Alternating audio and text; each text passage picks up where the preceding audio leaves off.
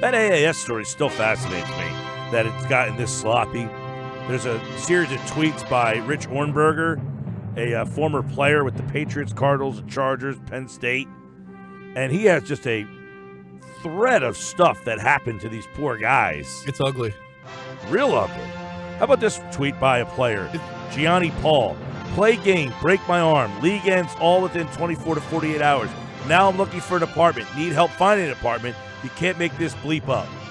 And I thought I read, Mike, that they don't get the medical care No. anymore. So this kid broke his arm. He was getting treatment, you know, like you would normally expect from a professional organization. And now he's out on his own, having to rehab and make sure his arm is right. Now he's got to pay out of pocket. That's terrible. Yeah, this is reserve injured players will be left in the cold. They will be paying for their own rehab and medical expenses. High-level staff at the team level received email from the board. No one received a termination notice from an actual person. Team-level staff members were asked to stay behind in markets to clean out office spaces without pay and handle refunds. No clarity on who will be receiving those refunds. Players in Memphis came back to their hotels after news came down and had their personal items waiting in the lobby. They were kicked out of their lodging. Unbelievable. Amount of money owed to vendors and venues in San Antonio for training camp is over $4 million. I mean, think about all the money that this league was hemorrhaging. You don't even think about on the local level that, hey, we needed to get lodging. We needed to get this. We needed to get that. There's all those expenses to go into getting a league off the ground that they just could not, handle. And then John McMullen, I saw you tweet today, apparently Eversole is not a very good businessman. No, he's not. In fact, a closed circuit to Charlie, he might want to get some legal counsel because there might be some fraud charges upcoming for him. But it's a sad situation. It really is. And I think when you talk about how things have played out since the league shut down, Tom Dundon certainly doesn't look good. I understand that, but I also kind of point out that if it wasn't for Tom Dundon, this league would have been done after week one. The fraud comes directly from Charlie Eversole and Reggie Fowler. And I'll say it as plainly as that. And it's kind of amazing if you think about all the media vehicles that he was put on and the stuff he was spewing about financing. It was all lies. It was all lies, and that, by definition, is fraud.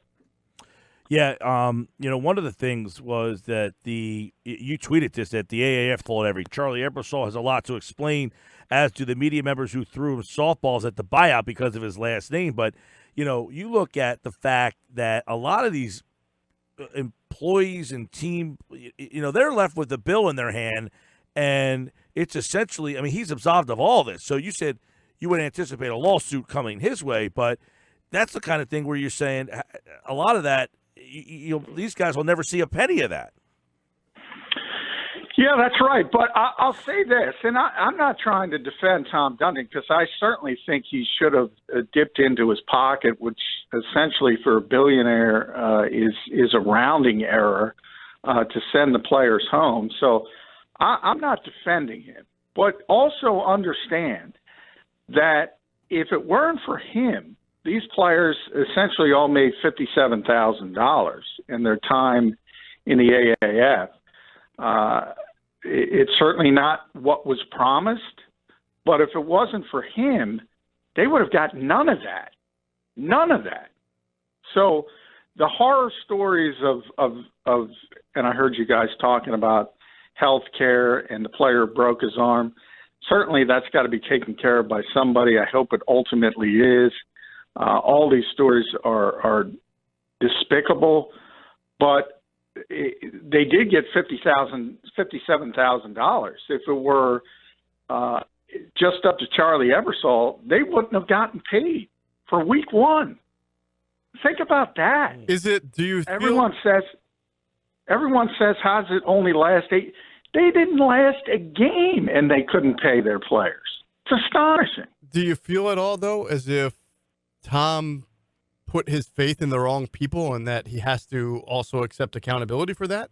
being Eversole Oh, and Fowler. sure, Yeah. unquestionably. No, I get what you're mean, saying. He had good intentions and he had a better blueprint in his head, but he aligned himself with bad people. Yeah, he certainly did.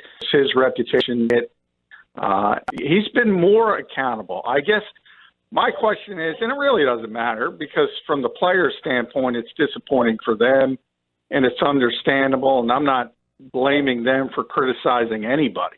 But I guess from the media narratives, I mean, they got to be smarter about it. They got to look at this thing and look at what happened. And for whatever reason, Dundon has been portrayed as the bad guy. Because remember, he didn't agree to give $250 million to Charlie Eversole. That's what Charlie Eversole's spin was. He agreed to save the league, and if they reached certain benchmarks, he would continue to invest money. He lost $70 million in that amount of time and decided to pull the plug. I can't blame him. I can blame Charlie Eversole. Yeah, I mean, you wonder how Eversole got other people involved on this. His last name. That's it. But I guess his last name holds more weight because he was a part of the XFL, which was a failure. Well, Dick Eversole, his father, and that's where it comes from. But his father understand, the XFL, as big as a disaster as it was, they paid every single one of their bills. I mean, that was an above-board business deal. And they decided they lost so much money that they pulled the plug and couldn't go forward. It was a disaster from a product standpoint, but everybody got paid. Everybody got what was promised. From a business standpoint, they did everything they were supposed to do. Dick Eversole is television royalty. That's exactly what he is. His son is not, but he has that last name. And that last name carries a lot of weight. It will no longer, I can say that, but that's how all this. Couple players, by the way, a couple more, unorganized is an understatement, kicked out of our rooms that weren't paid for, apparently, 17 hours away from home with a car full of my belongings and nowhere to go. Hashtag join the alliance at the AAF, at Charlie Eversole. So there's a lot of players who are just pouring it out there of what happened to them. There's another one here, Adrian Robinson. I actually remember him playing. I woke up to an over $2,500 charge pending on my account from the Sonesta Hotel our team stayed in. I called the bank and Memphis team president. My only option is to dispute the charges on Monday. The same thing happened to other players on our team. So it essentially sounds like these teams who were supposed to pay the bills just said, charge the players. Yeah, it's ugly. It really is. And that's where I do think I will put some of the blame on Tom Dundon at that point. I do think he's got to swallow hard. And it's no doubt it's difficult medicine and say, I got to take care of this stuff. It's not necessarily my fault. It's not necessarily his responsibility. He certainly didn't lie to all these players as he set up the league. But at this point, he put his name on it, and he's got to take that medicine. I do believe that. But as a whole, I think all the legal ramifications, and I think there's going to be a heck of a lot of them. I think that's going to all be traced back to Charlie Eversole and Reggie Fowler, and to a certain extent, maybe even Bill Polian, and we'll see how deeply he was involved. I hope Bill was just involved with the football end, and the football end was pretty darn good. So I hope he wasn't involved with the business end. But all that kind of stuff is to be determined. So but there's little question that Eversole and Fowler have some questions to answer. So let me ask you this, John. I think I already know your answer because you may have even put this out already on social media. Do you feel like the XFL will fare any better from either an ability to fund its product to a attention-getting content product? Will it fare any better? And do you believe that there is a market for off NFL season football? Can it survive? No, Mike and I have talked about this a lot. I don't think there is a market for minor league football. I really don't. And I think the XFL ultimately, the reboot fails as well. You're breaking Gil's heart. Gil loved this stuff. He was eating it up. They're well funded. I could do with or without. I like the fact that there was an option for it. Like, hey, there's a game on Saturday night. I'm out having a beer. There's a football game on. I can't hear it, but I can see a game being played. That is the charm that I liked about it. All right. I didn't have a rooting interest. And I'm actually with you there. As I said, I have no problem with it. I just think as a standalone business where they have to make money on their own, they got to get TV revenue. And there's apparently they owe over $1 million in broadcast fees still, like that are unpaid. Yeah. They did not have, as we talked about a lot, the AAF did not have. We're not getting paid for their product. It was a barter system where TV time is very valuable, so that was valuable to them, but they weren't getting paid for the product. The XFL has been claiming for a while that they're in deep negotiations for a TV deal. We'll see if that happens. I mean, Vince McMahon understands that industry. He's got a huge TV deal for his wrestling company, and maybe they can work something off of that. If they don't get a huge TV deal, there's no way they're going to succeed. However, they do.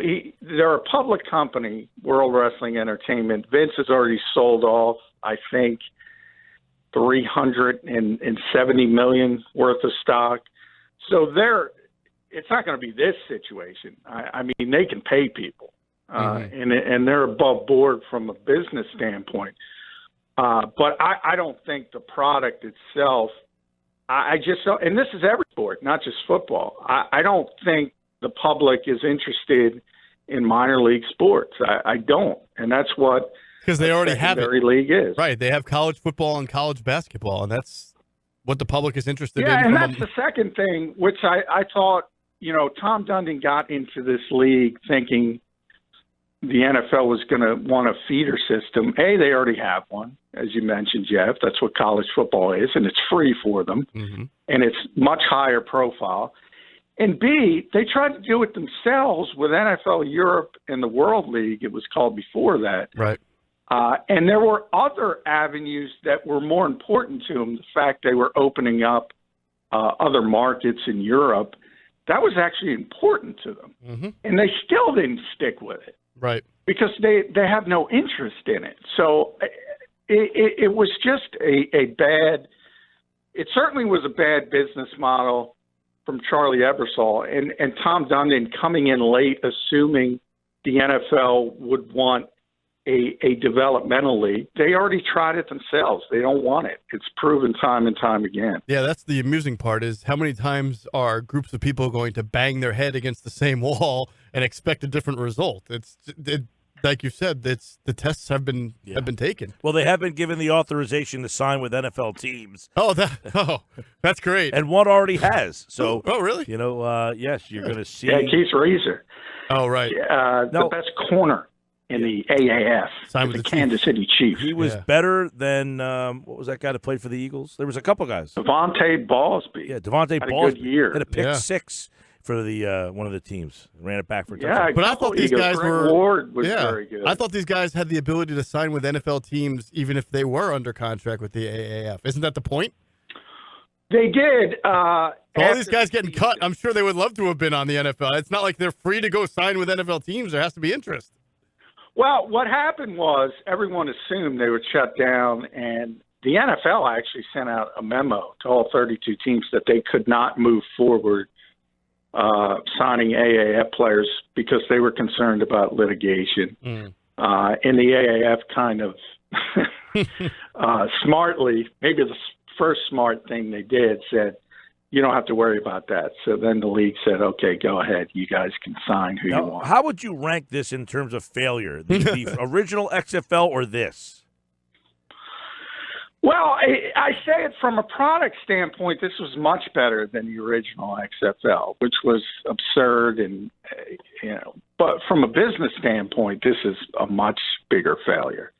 As I said, the original XFL firstly, the first week ratings, if you remember, they were tremendous. It's just the product was just so bad, and then they went down the wrestling road and tried to make it, bring in Jim Ross and Jesse Ventura as announcers, and I think The Rock was out there. It got to be silly.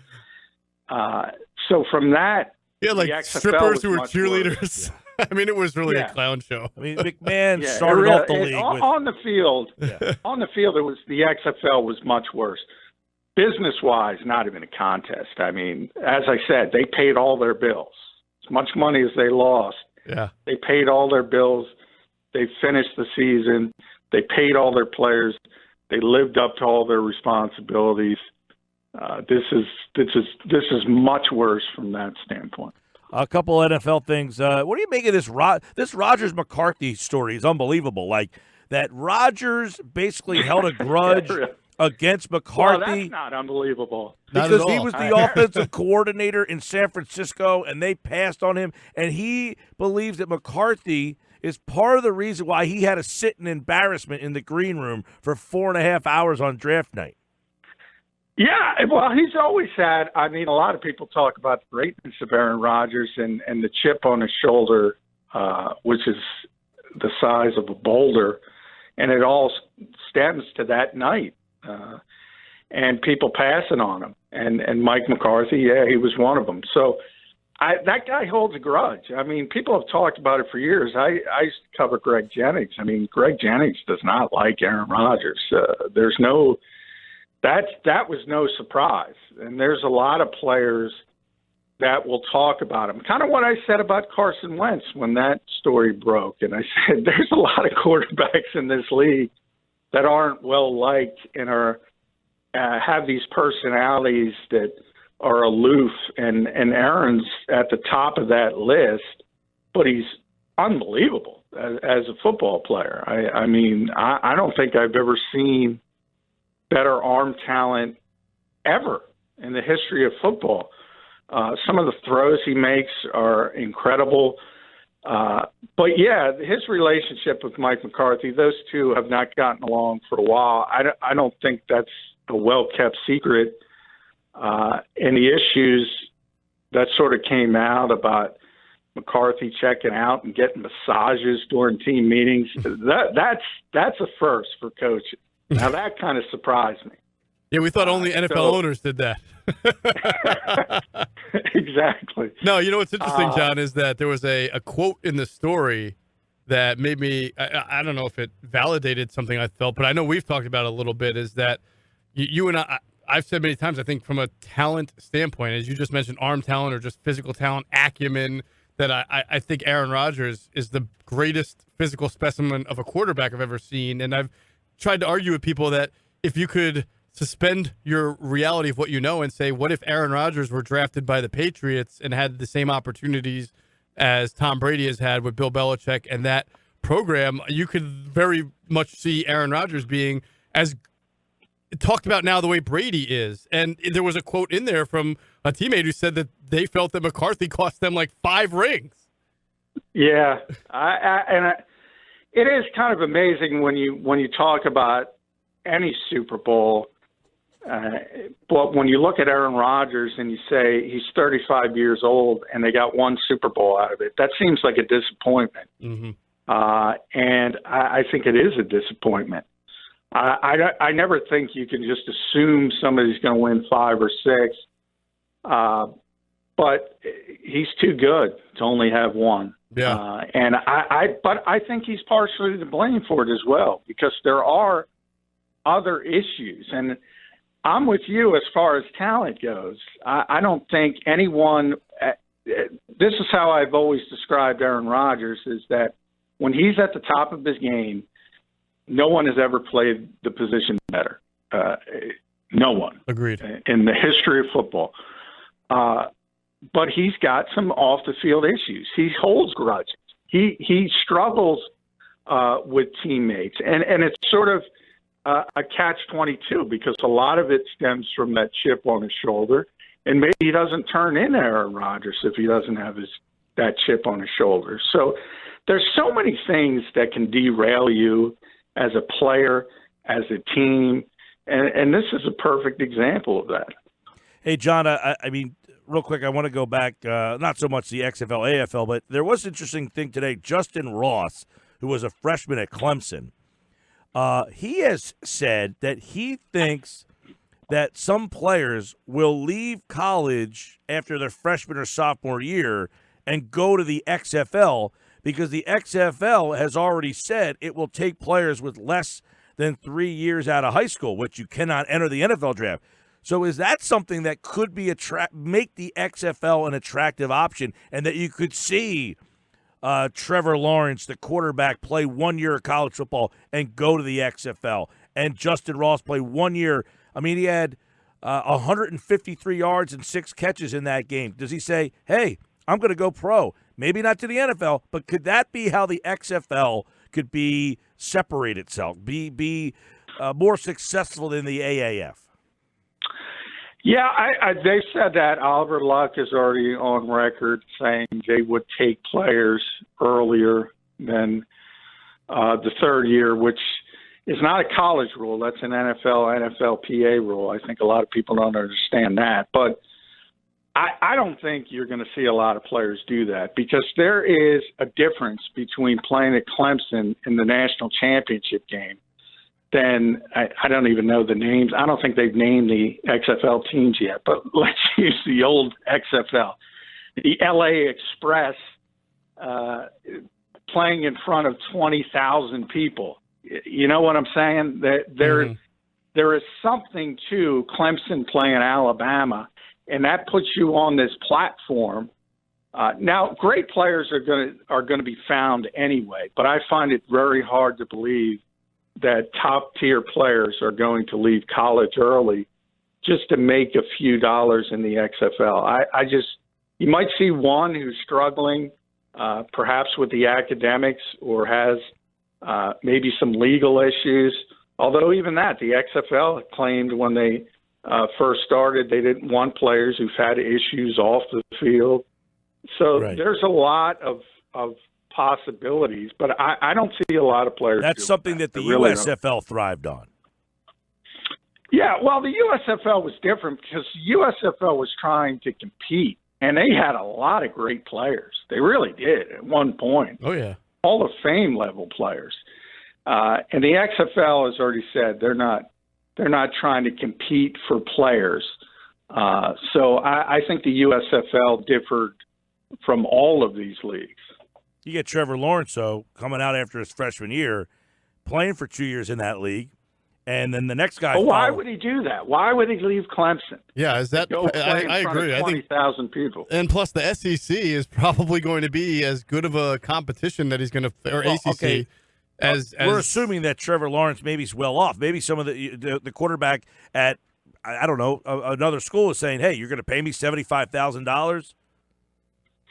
Well, and they've said they're going to pay quarterbacks. They're going to pay better than the AAF, $500,000 a year for the top tier quarterback. So that is significant money, and certainly for a young kid who's not making it.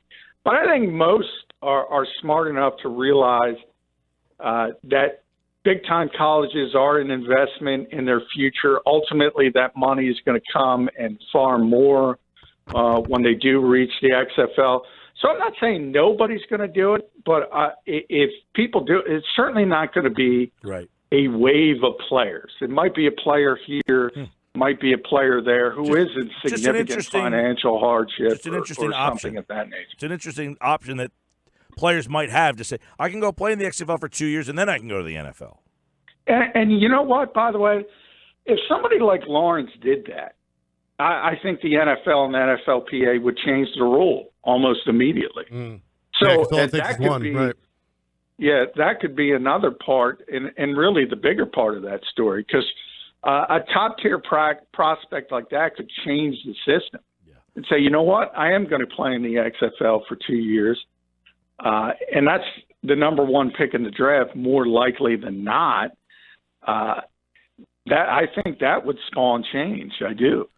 John McMullen, Football at 4 at JF McMullen, joins us here on the Boardwalk Honda Hotline. Thank you, John. Thanks.